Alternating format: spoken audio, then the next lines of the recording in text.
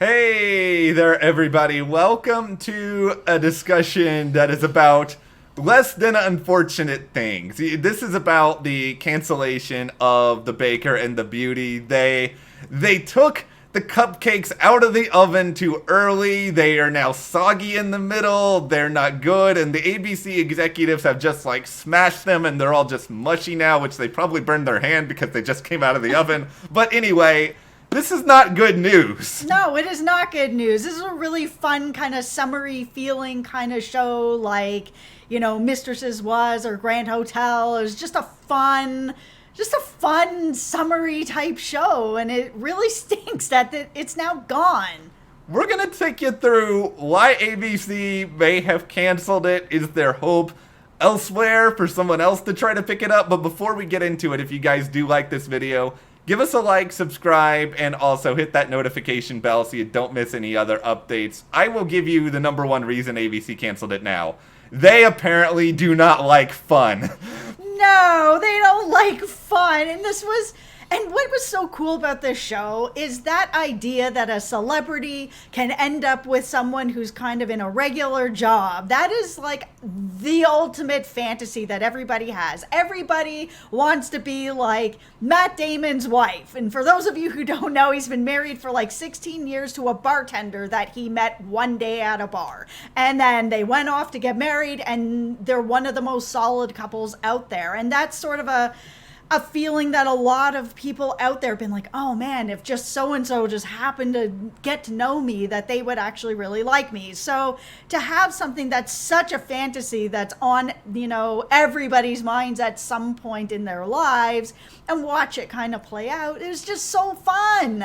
It's a fun premise. It's a very diverse cast. This is something that networks say that they really want. They kind of had everything that they could theoretically want here, but basically they did the same thing to The Baker and the Beauty that they did with Grand Hotel last year, which is just give it the old heave-ho without giving it that much of a chance. I mean, it aired for basically just a couple of months at that, and ABC, I don't know why, honestly, they even bother picking up these shows for the late spring and the summer, because they just cancel all of them pretty much right away.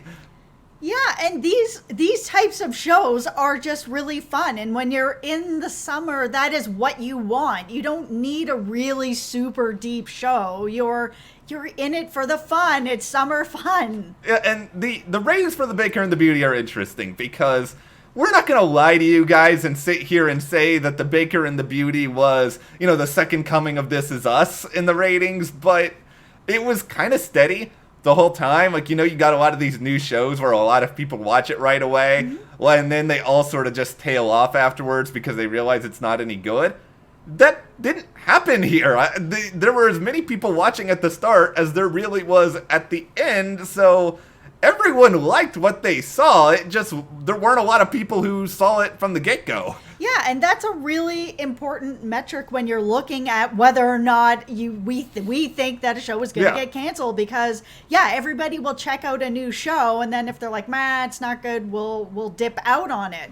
It staying steady says a lot. And it was also really weird because the lead into this was Bachelor Listen to Your Heart, which was a show that we surprisingly really liked. It was so entertaining. We were their two viewers for that show week after week. And that also ended up with really bad ratings. And I wonder if, if people are not watching that, then they're not leading into getting the new viewers here for this show either. I wonder, and this is obviously something we'll never have an answer to, but if Claire had been able to shoot her season of The Bachelorette, if it had aired after that, and if Claire's season had brought in some of the similar viewer numbers that we've seen the past seasons, I gotta think that at least The Baker and the Beauty would have done maybe 10% better. I don't think that's unreasonable to think. No, I agree. It's the perfect crossover audience. You're already watching a reality show about love. This is the same type of audience. I am that audience. I am watching all the Bachelor stuff. I am also watching this. And it really felt like that could have worked a little bit better, but bad lead-in. not really great promotion. I don't think the majority of people out there are familiar with most of the cast members on this show. I look at them and I can maybe say, oh, I know you from Dynasty, or oh, I know you from a part in Scandal, or whatever else. But it's just, they didn't have a lot of that promotional value going for it. And they did, I don't know if you could call it a cliffhanger. I mean, spoilers for the season 1 finale. Noah and Daniel got engaged. It's a happy ending, I guess, but it's also, there's a surprise there. Yeah, there's going to be a little bit of spoiler going on here in this thing. That's the whole thing about it. If we're not going to get any more, at the very least, we have an ending that's not like Santa Clarita Diet, where I'm not going to spoil what happened at the cliffhanger of that, but we'll never know what happened to Joel, and it sucks. Yeah. This is not that situation where, we saw them get together and get engaged. There's no like, oh, knows what's going to happen. No, we can imagine in our heads, they got engaged. They're going to get married. It's going to be the Matt Damon and his wife, the bartender story here that we all think about.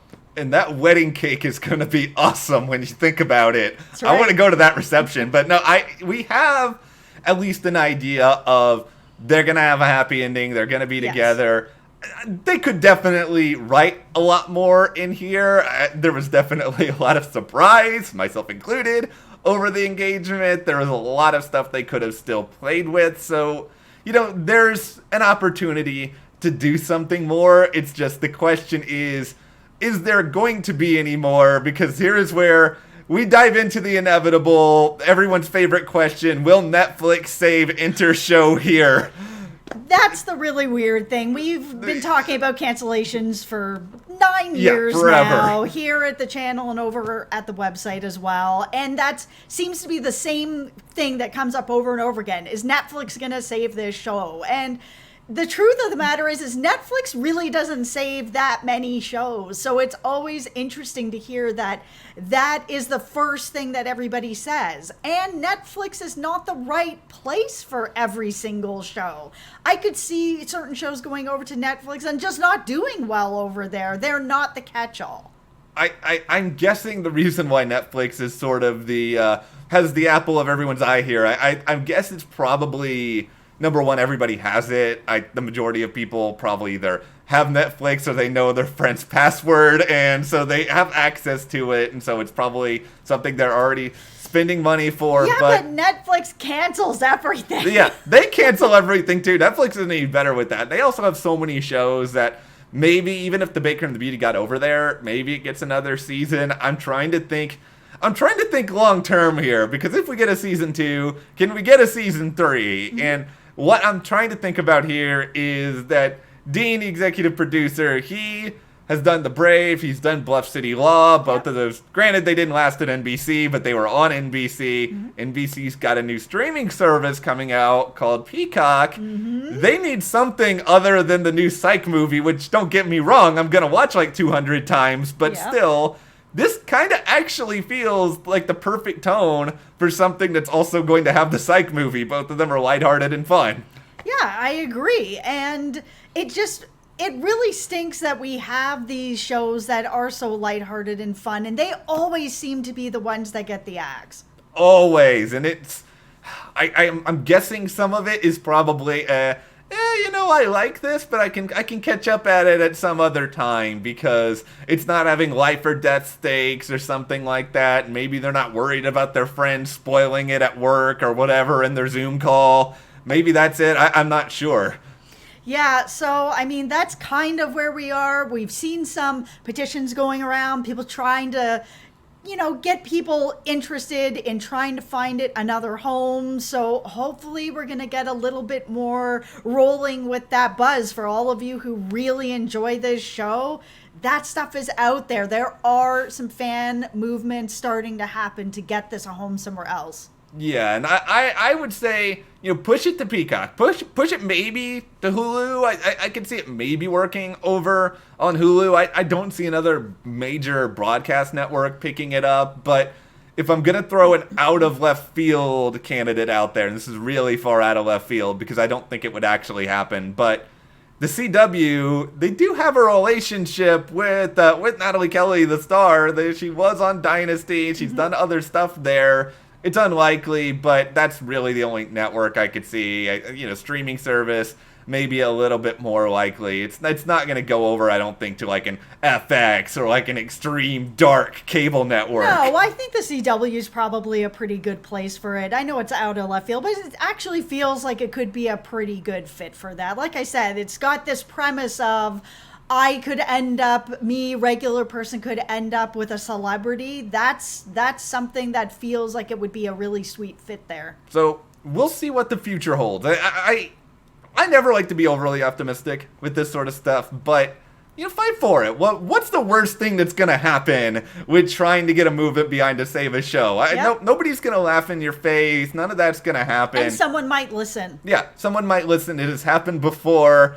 It's an underdog story. Who doesn't love an underdog story? That's right, and that's also why we wanted to come on and talk about it, so that other people will also talk about it, because I am sick of these really fun shows getting canceled in the summer, because every summer I see these new shows where I'm like, ooh, Grand Hotel. This looks like this is going to be fun and kind of juicy. Oh, canceled. It's canceled. Like, everything just keeps going, and I'm getting really tired of it, so... Yeah. Let's find it another home, folks. All right, well... What did you guys think about the cancellation of The Baker and the Beatty? Are you hoping that there could be some fine-baked goods somewhere else in the future? Be sure to share in the comments, and if you like this video, give us a like, subscribe, and if you want to support us further, check the link in the description to the store, and we'll see you here next time.